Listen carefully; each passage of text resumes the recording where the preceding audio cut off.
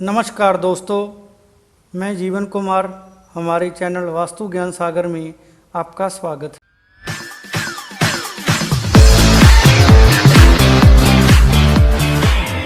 दोस्तों, आज बात करेंगे कि फेंग शुई के अनुसार लाफिंग बुद्धा की मूर्ति को घर या दफ्तर में लगाने से पहले किन किन बातों का ध्यान रखना चाहिए। दोस्तों, चीन के वास्तुशास्त्र फेंग शुई में लाफिंग बुद्धा का बहुत महत्व है। इसे सुख समृद्धि, खुशहाली और सौभाग्य का प्रतीक माना जाता है। इसको घर या दफ्तर में रखने से सुख, शांति और समृद्धि आती है। यह हमारी सभी मनोकामनाएं पूरी करता है। इसके साथ ही इसकी मूर्ति को घर में लगाने से घर में सकारात्मक ऊर्जा का प्रवाह हमेशा बना रहता है। इसलिए दोस्तों, आजकल भारत और अन्य देशों में भी लोग अपने अपने घरों, दफ्तरों और दुकानों आदि में इसकी मूर्तियां खरीद कर रखते हैं। लेकिन दोस्तों, आजकल कुछ लोग इनकी मूर्तियों को खरीदते समय या इनको घर या दफ्तर में लगाते समय जाने अनजाने और अज्ञान के कारण कुछ गलतियां कर देते हैं, जिस कारण इन्हें उनका कोई लाभ नहीं मिल पाता। इसलिए दोस्तों, घर या दफ्तर में लाफिंग बुद्धा की मूर्ति को रखने के लाभ तभी मिलते हैं जब इनकी मूर्तियों को फेंग शुई के अनुसार सही तरीके से ना गलतियां करते हुए घर या दफ्तर में लगाया जाए। इसलिए दोस्तों, आइए जानते हैं कि फेंग शुई के अनुसार लाफिंग बुद्धा की मूर्ति को खरीदते समय या उनको घर या दफ्तर में लगाते समय किन किन बातों का ध्यान रखना चाहिए।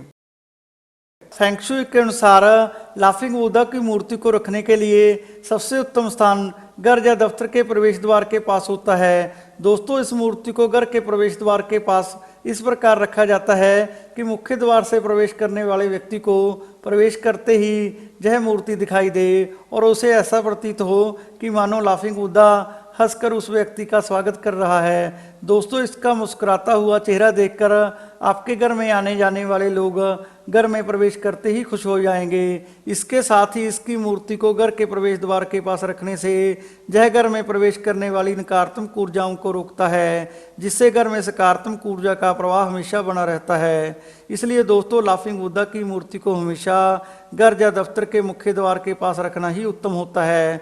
दोस्तों, अगर आप लाफिंग बुद्धा की मूर्ति को किसी कारण घर के मुख्य द्वार के पास नहीं रख सकते तो आप इस मूर्ति को घर के ड्राइंग रूम, लिविंग रूम या पढ़ने वाले बच्चों के स्टडी टेबल पर भी रख सकते हैं। यह स्थान भी लाफिंग बुद्धा की मूर्ति रखने के लिए बहुत शुभ माने जाते हैं। फेंग शुई के अनुसार किसी भी प्रकार के लाफिंग बुद्धा को घर के पूजा घर या मंदिर में कभी नहीं रखना चाहिए और ना ही इनकी कभी पूजा करनी चाहिए, क्योंकि इनका प्रयोग केवल मंगल प्रतीक के रूप में किया जाता है। यह फेंग शुई का एक हिस्सा है जो सौभाग्य का प्रतीक है। इसलिए किसी भी प्रकार के लाफिंग बुद्धा की मूर्ति को मंदिर में रखने की जरूरत नहीं और ना ही इस सुख संपत्ति के देवता की कोई पूजा या आराधना की जरूरत है। फेंग शुई के अनुसार लाफिंग बुद्धा की मूर्ति को घर के हमेशा मुख्य द्वार के पास सजाकर रखना ही शुभ माना जाता है। इस स्थान पर इसकी उपस्थिति घर के सदस्यों के लिए बहुत शुभ फलदायी होती है। इसलिए दोस्तों, किसी भी घर में लाफिंग बुद्धा की मूर्ति की पूजा करने की बजाय उसे हमेशा घर में सजाकर रखना ही शुभ माना जाता है।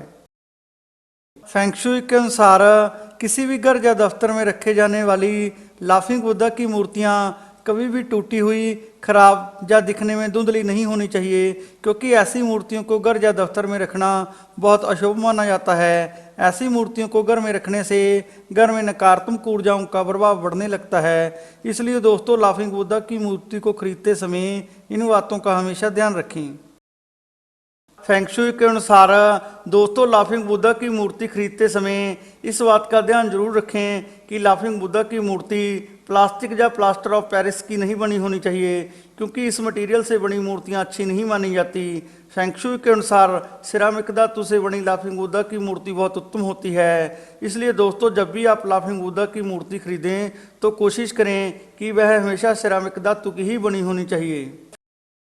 फेंग शुई के अनुसार लाफिंग बुद्धा की मूर्ति को बाथरूम, टॉयलेट या स्टोर में कभी नहीं रखना चाहिए, क्योंकि ऐसा करना अपमानजनक माना जाता है। इसके अलावा इन स्थानों पर लाफिंग बुद्धा की मूर्ति को रखने से घर में नकारात्मक ऊर्जाओं का प्रभाव बढ़ जाता है। इसलिए दोस्तों, इन स्थानों पर लाफिंग बुद्धा की मूर्ति को भूलकर भी नहीं रखना चाहिए। फेंग शुई के अनुसार किसी भी घर या दफ्तर में लाफिंग बुद्धा की मूर्ति को कभी भी जमीन या फर्श पर नहीं रखना चाहिए, क्योंकि चीन के लोग इसे देवता के समान मानते हैं। इसलिए दोस्तों, लाफिंग बुद्धा की मूर्ति को जमीन पर रखना अपमानजनक होता है। फेंग शुई के अनुसार लाफिंग बुद्धा की मूर्ति को हमेशा 2.5 से 3 फुट की ऊंचाई पर किसी मेज या स्टूल पर इस प्रकार रखना चाहिए जैसे भगवान की मूर्ति को रखा जाता है। इसकी मूर्ति को मेज या स्टूल पर रखते समय इस बात का हमेशा ध्यान रखें कि इसकी मूर्ति से कोई टकरा ना सके और ना ही इस मूर्ति के पास किसी वस्तु या अन्य मूर्ति को इसके साथ रखा जाए। फेंग शुई के अनुसार लाफिंग बुद्धा की मूर्ति को सोने के कमरे या रसोई घर में कभी नहीं रखना चाहिए, क्योंकि इन स्थानों पर लाफिंग बुद्धा की मूर्ति को रखना उचित नहीं माना जाता। फेंग शुई के अनुसार लाफिंग बुद्धा की मूर्ति को हमेशा घर या दफ्तर में मुख्य द्वार के पास रखना ही सफलदायी होता है। इसलिए दोस्तों, लाफिंग बुद्धा की मूर्ति को बेडरूम या रसोई घर में रखने से हमेशा बचना चाहिए। फेंग शुई के अनुसार दोस्तों, लाफिंग बुद्धा की किसी भी मूर्ति को घर या दफ्तर में लगाने से पहले उसकी सही दिशा, स्थान और उसकी अलग अलग कृतियों के बारे में जान लेना जरूरी है। दोस्तों, आजकल बाजार में लाफिंग बुद्धा कई प्रकार की कृतियों में मिलते हैं, जैसे हंसता हुआ लाफिंग बुद्धा, धन की पोटली उठाए हुए, दोनों हाथों को ऊपर उठाए हुए या ध्यान में बैठे हुए लाफिंग बुद्धा आदि। दोस्तों, इन अलग अलग प्रकार के लाफिंग बुद्धाओं का फल भी हमें अलग अलग मिलता है। कई बार लोगों को इनके फलों की सही जानकारी ना होने के कारण वह इनका उचित लाभ लेने से वंचित रह जाते हैं। इसलिए दोस्तों, किसी भी प्रकार के लाफिंग बुद्धा की मूर्ति को घर या दफ्तर में रखने से पहले उसकी सही दिशा, स्थान और उसकी अलग अलग कृतियों के बारे में जान लेना जरूरी है।